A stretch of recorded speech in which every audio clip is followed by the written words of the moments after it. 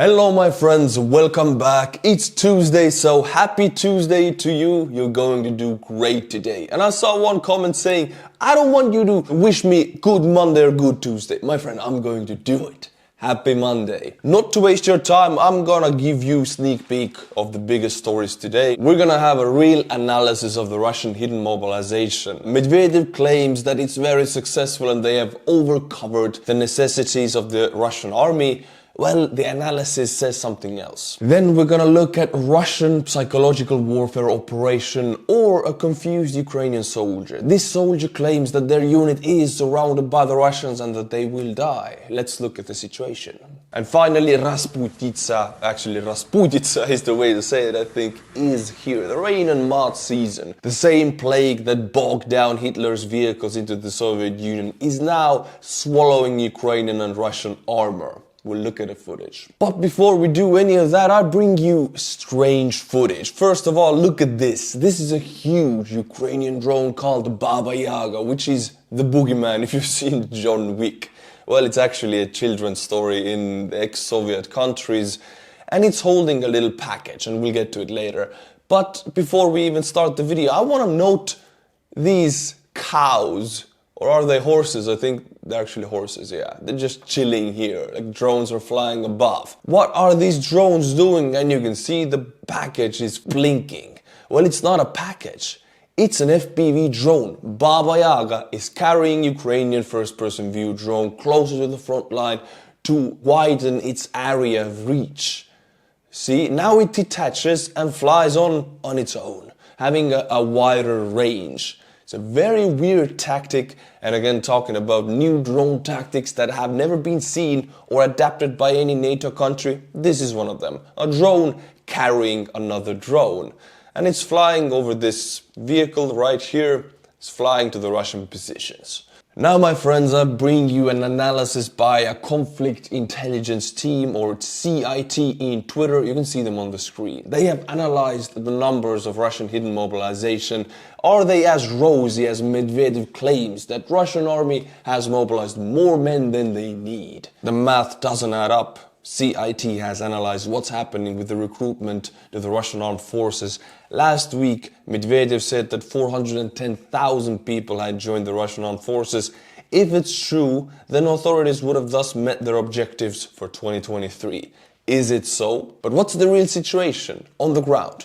In August, during a meeting in Tolyatti, an official disclosed that the city was given a target of 2,000 recruits. And I love this sentence already, because targets for cities or quotas for any kind of businesses or cities are a thing from the past, a thing from the Soviet Union. Everything and anything worked according to quotas.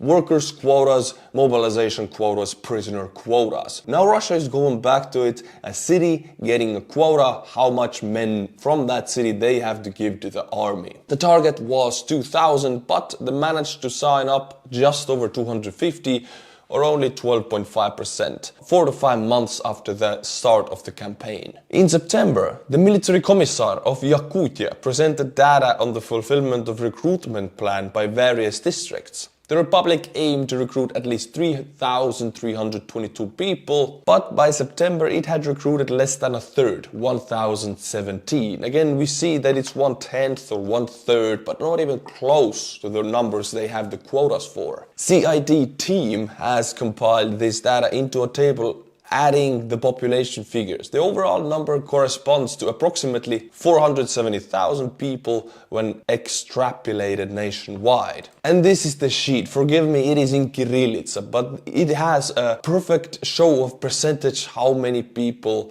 this city was able to mobilize according to the quota, and it's mostly 20, 30, 40%, not close to the 100% that Medvedev claims. The plan for Yakutia might have been above average, potentially aiming to compensate for shortfalls in the region like Moscow, where the plan was fulfilled by recruiting 22,000 people, a number evidently disproportionate to the city's 12 to 13 million population. In the past 2 weeks alone, at least 5 regions have introduced additional or increased existing bonuses paid upon signing a contract, Now, Russian Ministry of Defense would definitely not do this if they would have enough men. This is a thing you do if you're lacking men. So their actions signal to us that they are willing to pay more and lie more to their people to get more men, because of course we know they're not really paying these bonuses. We believe that the aim of such measures isn't necessarily to achieve a 100% goal, but rather to surpass their counterparts in other regions and avoid ending up at the bottom of the list. This one sentence here summarizes the entire Soviet Union. Everything according to quota, and your next year's quota was put in place according to your last year's ability to fill the last year's quota. If you overfulfilled it, your quota will be higher and it will be raised. If you underfulfilled it, your quota will be lowered and you won't get the prize. Every area in the Soviet Union was competing. Who produces the most milk? Who gets the new quotas and new equipment? Who produces the most mobilized or prisoners? Everything was a competition in the Soviet Union. Now it's coming back. In Russia, you can see it's not a goal to achieve 100% fulfillment of the quota set by Putin. It's a competition not to be the last in the list, because they will fall out of the window. The last ones will be punished, as an example in Russia. That's an old Soviet system. The whole system runs out of fear not to be last, but not trying to fulfill the actual goal, which was also the case in the Soviet Union, translating into incredible ineffectiveness in economy. If you're not trying to be first, but you're only fighting not to be last, that is ineffective. In summary, a range of various OSINT data confirms that the number of recruitment contract soldiers declared by Medvedev is far from reality. Maybe this number includes mobilized soldiers and conscripts signing contracts with the Ministry of Defense. Thank you, CIT, for this analysis, and you can see them on the screen. You can go and follow them in Twitter. Now, my friends, I'll give you a news by Anton Gerashenko, an advisory to Zelensky. I really use his information a lot because I like his human approach to this war. You can see him on the screen and follow him in Twitter. This is something that we don't really talk that much anymore because some other more explosive topics are more interesting. But I feel like I need to share this because in the span of 10 years, this will be the most important. Russia has experienced problems with the supply of spare parts for refinery repairs, leading to a potential technological crisis in this key industry.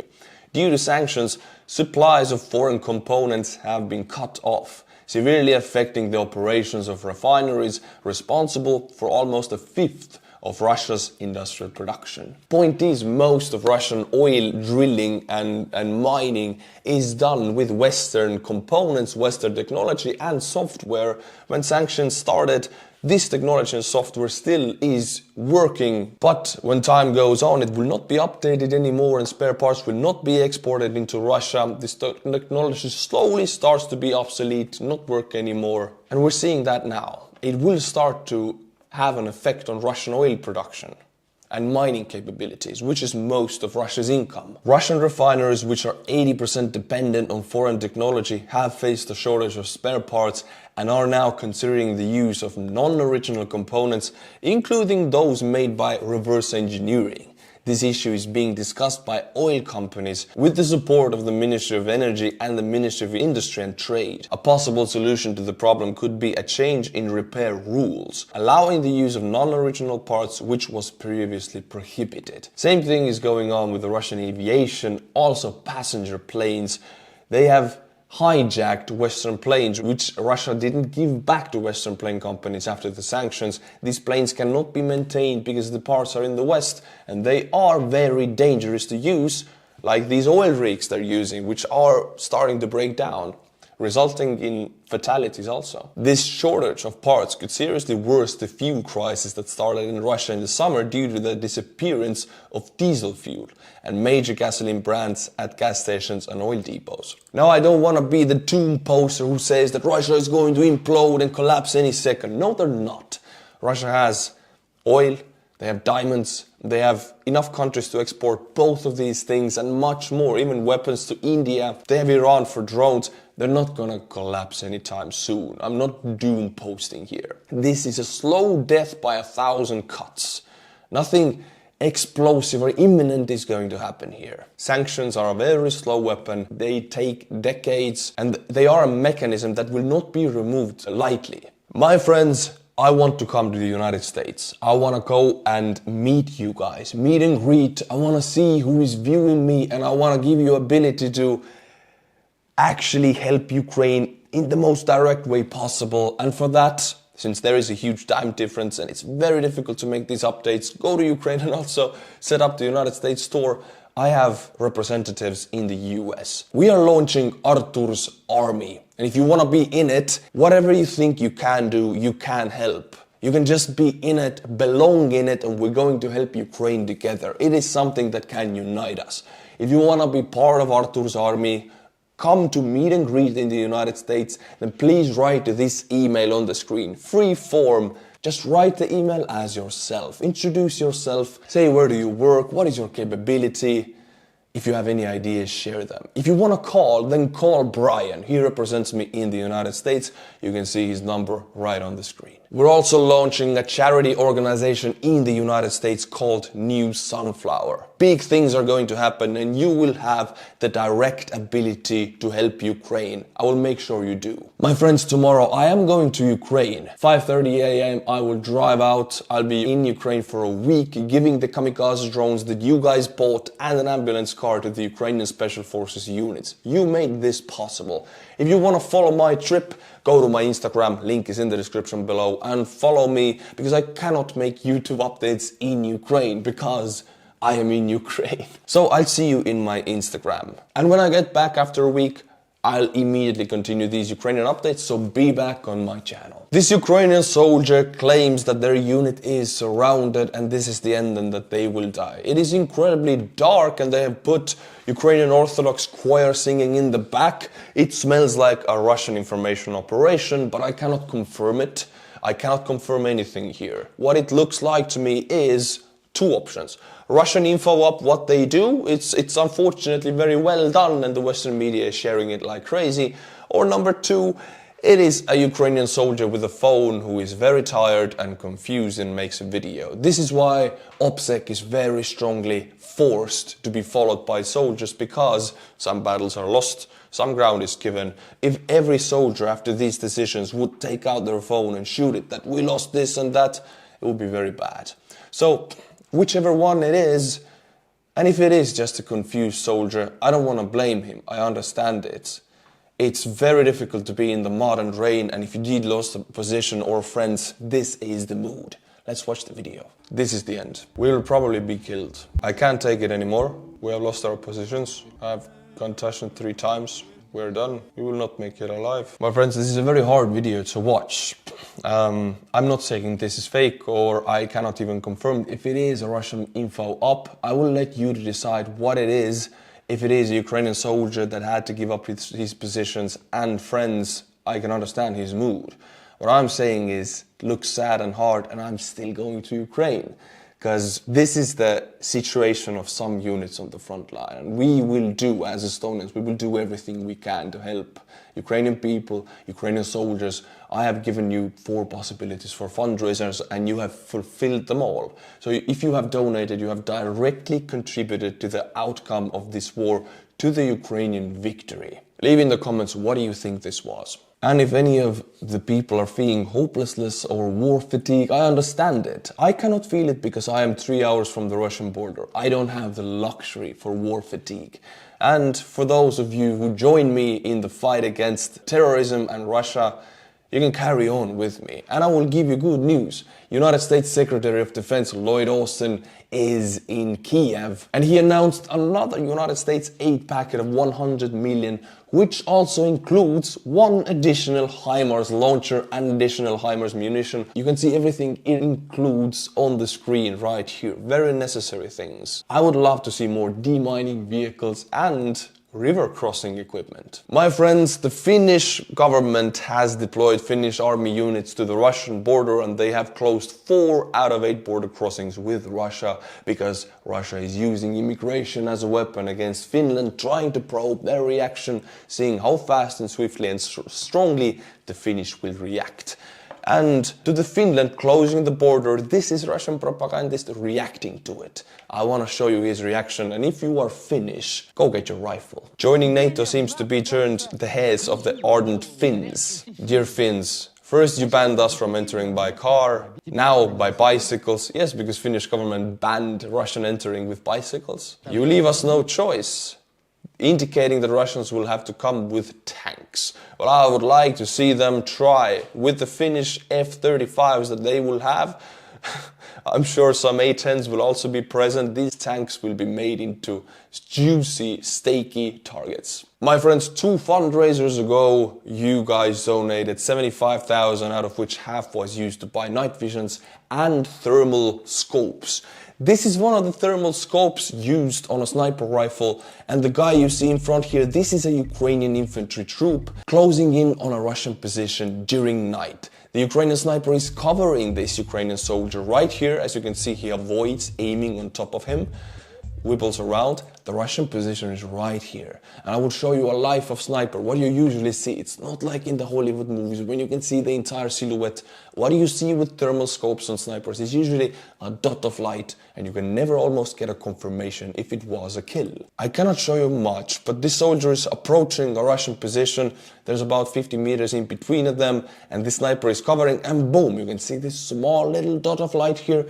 It's a Russian Ivan poking out his head, trying to shoot the Ukrainian soldier, poking out his head, Российский occupant, and now, bada bim, I cannot show you any more, but it was a shot. And, well, this one is confirmed. Russian military blogger Romanov reports that the acting deputy inferior minister of the Lugansk People's Republic's car went kaboom. I guess they carelessly smoked inside of that car. At the evening of November 16th, at one of the checkpoints in Kreminna, the vehicle was blown up by the deputy head of the Criminal Investigation Department of the Lugansk People's Republic's Ministry of Internal Affairs. My God, this, also in the back of the Soviet Union, the position names were about 2-3 full sentences. See, in Estonia we have position names 2-3 words maximum. In Russia and in the Soviet Union, position names in the government, they're like a whole paragraph. I'll read you this again. Deputy head of the Criminal Investigation Department of the Lugansk People's Republic's Ministry of Internal Affairs. Police Lieutenant Colonel Vladimir Pakolenko and the acting deputy inferior minister of the Lugansk People's Republic's, both of these guys were in the car. The car went kaboom, careless smoking. Actually, it was partisan movement. Ukrainian partisans did this. And these guys are now in the hospital. They're wounded. 300. My friends, usually if I pick a human story to show you, usually it's a Ukrainian story, but now it's a Russian story. It's about a Russian officer and his parents. The incredible military career of a Russian officer, Stanislav Rybin. I'll share you the story. Get your popcorn. His family sold their last cow to buy him boots. He volunteered for the war, got into colony for fighting with the senior. Colony is a prison in Russia. His family racked up a huge debt on their credit card to pay for the lawyer. Then he joined the Storm Z unit as a penal battalion and died in Ukraine near Donetsk. And the cow cannot be bought back. From the very beginning, Stanislav's mother tried to talk him out of joining the war, but he responded by asking, "Mom, who else but me?" His father, a sergeant in the reserve, was proud of his son. In September 2022, his parents sold their last cow for 32,000 rubles or $346 to buy thermal underwear, just a warm underwear, a sleeping bag and boots for their son. 4 months later, they charged 3 times that amount for their credit card to pay the lawyer who defended their son in court. They will also bury their son themselves. For now, everything is at our own expense. This is a very regular, everyday story of the Russian soldier. Their parents and relatives have to pay for everything, and sometimes they even will be put to prison and they have to pay for lawyers. My friends, Rasputitsa is here, the blood and rain season. This very same season plagued Napoleon when he went into Russia. His caravans got bogged down and the Cossack horsemen were harassing Napoleon's long, dragged out army all the way to Moscow and back. Then Hitler tried, 100+ years later, same plague, took his forces, the mod swallowed his armored vehicles, motorcycles, tanks. Now this same Rasputitsa is swallowing Russian tanks and Ukrainian tanks. On this footage you can see everything. Don't matter if it's Ukrainian or Russian, if it's not on a paved road, it will go under. It's almost impossible to get it out. This indicates that large-scale movement of armor, in eastern Ukraine at least, is over, also in the southern Ukraine. We will have to now wait for the freezing of the ground, which takes a lot of time. It might take a month or two from now, 2 months even. Then the armor can move again. Everything that crosses a field right now will be bogged down and then hunted by artillery. Also, another effect of deep mud and watery mud is that both sides' artillery fire is not that effective anymore because the shell penetrates deeper underground into the mud and the shrapnel has to work hard to burst out of the ground. It is still effective and deadly, but less so than in the summer. Here, my friends, you can see a Russian trench, and you don't need to comment about irrigation systems because they are mostly broken also by the heavy water and artillery fire. But this is a regular trench when it rains. It is unusable. It's not like you can be in it, you just cannot use it at all. That's the situation for the next month. And it's the same on the Ukrainian side. I'm not gonna lie to you that say, oh, this is a Russian trench, Ukrainians are doing better. No, it's life on both sides right now. Both trenches are filled with water, both tanks, both armored vehicles are stuck in mud, and both are under artillery fire, stuck in that mud. And to end up, my friends, I want to give credit to the Polish. This story comes from 2022 May, so a few months after the large-scale war started, the Polish ministry dismantled about 10 MiG-29 fighters and left these parts in a forest near the border with Ukraine. So dismantled the fighter jets and left the parts on Ukrainian border in the forest. Kiev then was informed about the lost parts. It's like, oh, we lost these parts somewhere in that area, which were then picked up and quickly collected on the Ukrainian side of the border. This happened in May 2022, a few months before the official transfer of aircraft to a larger international coalition. So the Polish, they don't even talk, they just get stuff done. And the US is the same way. I remember the big weapon transfers by the US, they announced it, but the weapons deliveries had started 1 month ago. So by the time they announced it, it was already in Ukraine. This is the way to do it. This is the way to do everything with Ukraine. You start the process and you announce it only when it's there. So Russians don't have a possibility to turn this into an information operation against the West to their own people. Way to go, Poland. If you are Polish, respect points to you. And now, my friends, the butchering of the Patreon names. Last time before 1 week of my Ukrainian trip. So be back in a week and we'll continue with it. But for now, last time this week, I bring you Cook, Tom, William Fluit, very easy ones today. Kurtis Vallake, Hesam Lamei. Thank you to these 5 people. You have directly influenced and helped me to the better and helped Ukraine. And Hesam Lamei has become one of the biggest Patreons. And when I come back from Ukraine, I have a gift to the biggest Patreons. And I'll let you know, it's connected to drones. You'll get a drone part if you're a big Patreon. But thank you, my friends. If you like my channel, you know what to do. Patreon, Instagram, I'll see you there.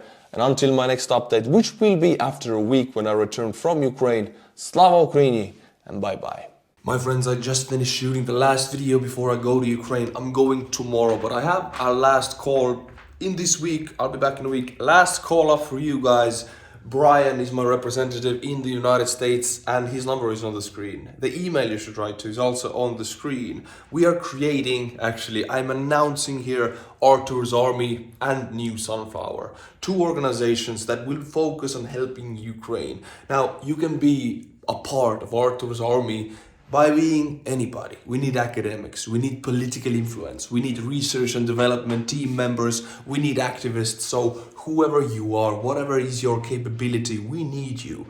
Call Brian or write to this email, free form, write whatever you want, whatever you are, and tell that you want to be part of the army. I'll come to the United States, we will meet and we will have influence over the outcome of this war, and Ukraine will win this war. You can directly influence and play a role with it, and I want to give you the ability to do so. I know I can go to Ukraine, but I know a lot of you guys want to help too, so you can do it now.